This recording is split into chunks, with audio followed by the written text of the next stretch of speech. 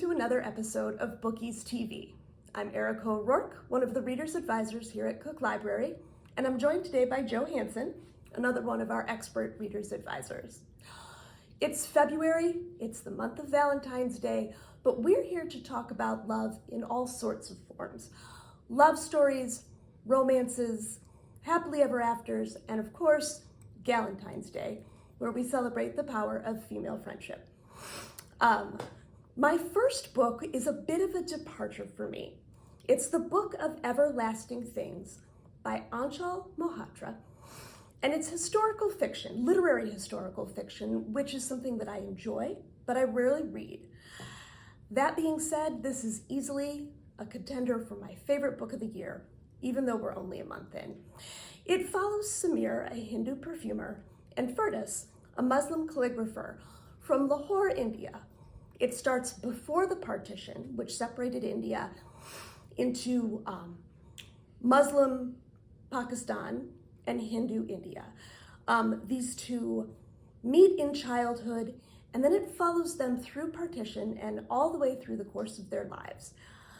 They begin as friends. When their fathers combine to work on a project, they gradually fall in love, and then partition happens. They're torn apart, and each is forced to carve out a new path. It is an incredible love story about resilience and endurance, even in the most unthinkable circumstances. But it's also a story about the cost of war and the weight of the past, and the meaning of home. It is lush and emotional and heartbreaking in parts. And the writing is the thing that really, I think, sets this book apart. It is incredibly vivid. Samir is a perfumer. It focuses a lot on his talent to recognize smells and to associate them in a very powerful way with memory and emotion. Every detail, though, I mean, I kept telling people when I read this, I want this to come with a scratch and sniff because the scents are so evocative. But I think every detail is so richly observed and carries such weight. The relationship is charming. It's just impeccably crafted. I have to say, you would have loved it, Joe. The whole time I was reading it, I was like, this is a book that Joe will love. Yes, historical literary, up my alley. Yeah, and I think, we often talk about the difference between a love story has a love story that might not end happily ever after, and a romance does. I'm not gonna spoil it, but I will say this is an absolutely impeccably crafted, incredibly powerful love story. Oh, wow. You gotta have to read it, You gotta read it. Okay, your turn. All right, well, I went with the Galentine's theme because you're right, I don't like romance very much, but my first one is literary historical suspense, and it's by the beloved Jane Smiley. Yeah, she's so great. She's so good. Whenever a book comes out that she writes, I'm so excited about it. And this next one I'm going to talk about is kind of a deviation for her because it is historical. She doesn't usually do this kind of thing, and crime. It's called Deadly Business, and it came out in December, so I think it went under a lot of radars. People didn't know about it much. It did get a lot of starred reviews, though, but I was like, why December? You missed all the lists. Yeah. But what this is about, it takes place in the 1850s gold rush in California. And there's this young woman who's 21 from the Midwest. Her parents make her marry this guy who isn't very nice and she doesn't love him. And they move out to California for the gold rush. Now he's he's a cad, and surprise, surprise, he gets murdered in a bar fight. So suddenly Eliza, this young woman, is stuck in this town in California, doesn't know what she's going to do with herself. So she turns to the oldest living in the world to support women, prostitution. There is a brothel in town, a very well-run, respectable brothel, if there is such a thing. And she ends up working. It's the nice kind of brothel. It's a nice brothel, yes. And so she ends up working there. But the matron who runs the brothel warned her, this is a dangerous business. because women are always vulnerable in these kinds of jobs. And while she's doing this, she meets Jane, who ends up becoming her best friend. And Jane also is a prostitute, although she services women, which is a little unusual. I thought that was kind of fun, something different. But anyway, suddenly young women who are in their profession start disappearing and dying, and they're getting murdered. And so the two young women want to know why. And so they start investigating on their own, trying to figure out what is going on with these young women. And the Eliza reads a lot in her free time, and she loved the Edgar Allan Poe books with the mystery of Dupont, and I'm saying that right, the detective of Edgar Allan Poe. And so she used his methods to try to figure out what's going on. Why are these women disappearing and dying? It has just a really strong female friendship relationship, which I loved, a strong sense of place. You really feel like you're in this gold rush town in California. And you just kind of get a fresh perspective on why women end up having to be prostitutes, when they don't have anything else to save them. And I just really love the writing. Of course, it's Jane Smiley. She's so fantastic. She can't write a bad book. And so if you are a fan of hers or you like historical mysteries, I would highly recommend Dangerous Business by Jane Smiley. Excellent. Well, speaking of strong sense of place, my next book is Georgie All Along by Kate Claiborne. And here's the thing about Kate Claiborne. It is really hard to describe her plots without spoiling the book. And so what tends to happen is I hand it to people and I say, just trust me. And that's the thing. Her books, the plot matters, of course. It moves the story forward. And in Georgie All Along, it's about a girl who returns to her small hometown to sort of map out her future. She's adrift and doesn't know what she wants. And through a series of mishaps and coincidences, she ends up rooming with and then falling for the town's reformed bad boy.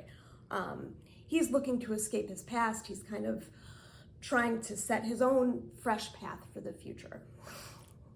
The mechanics of what brings them together and what keeps them in each other's orbit through the book are interesting, but they're not what's most important. They're not why I love Kate Claiborne.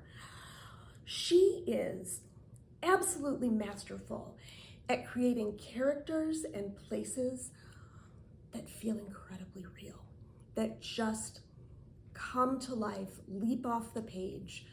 You understand them as much as you would your best friend or your own hometown. Even if you didn't grow up in that situation, she's able to suck you in and make you relate to it. Georgie in this book is a little bit of a chaotic mess, I will admit it, but she's very competent, she's very kind-hearted, and you can't help but just fall in love with her and want her to see herself the way we do. And Levi, the hero, is similarly dealing with a lot of baggage from his past, and he's very vulnerable, which you wouldn't expect.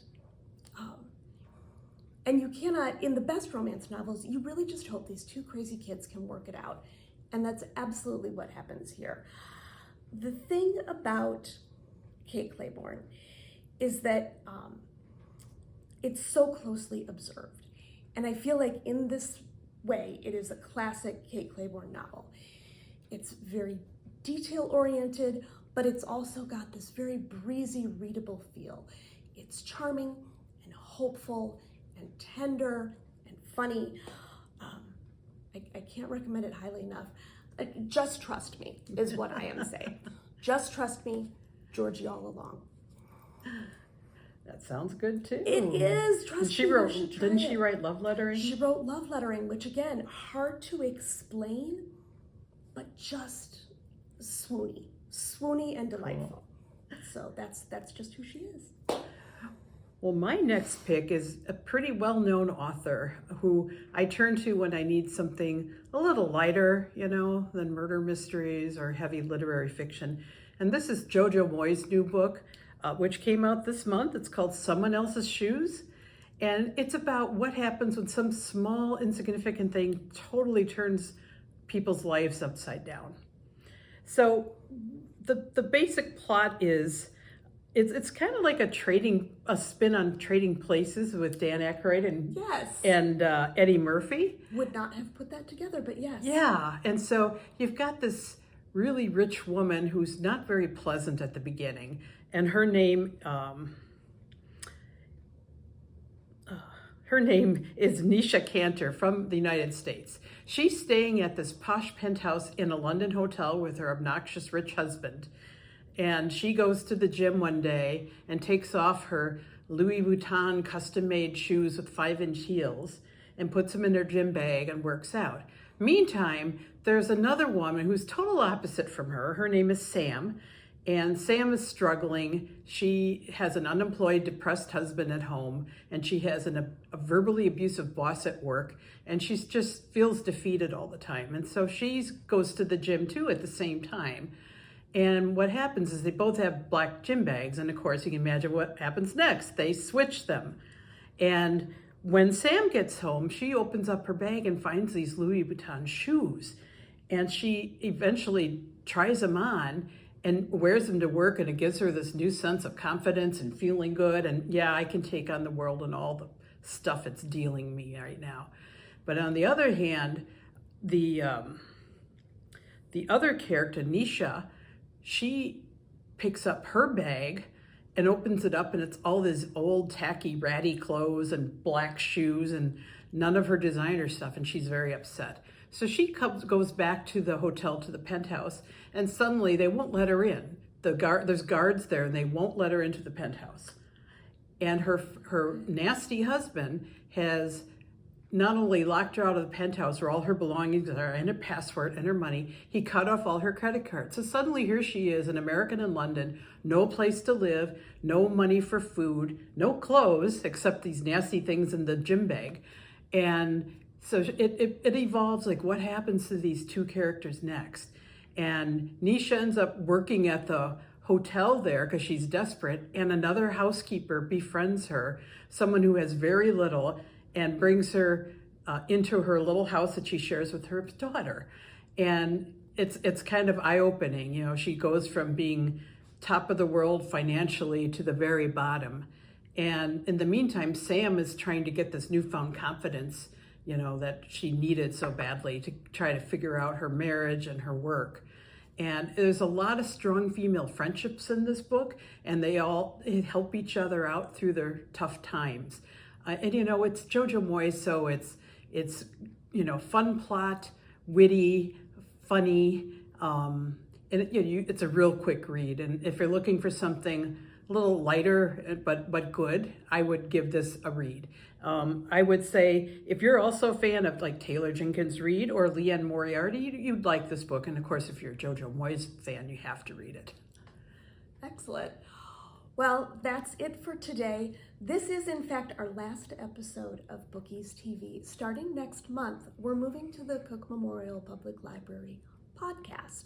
So you'll still have us in your ears, just not on your screens. We look forward to talking to you there and recommending more great books. We wish you a very happy February.